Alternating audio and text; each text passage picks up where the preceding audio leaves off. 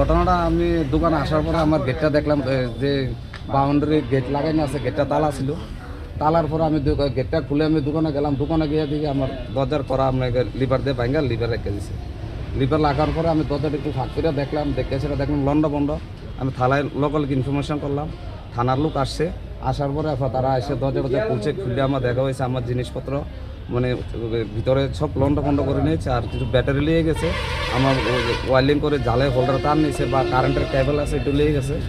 Plus আরও নানানের সামনে machine আসলে ছোটো ছোটো রান্দার কাঠ মেশিন বা করাত মেশিন আসলে নিয়ে গেছে।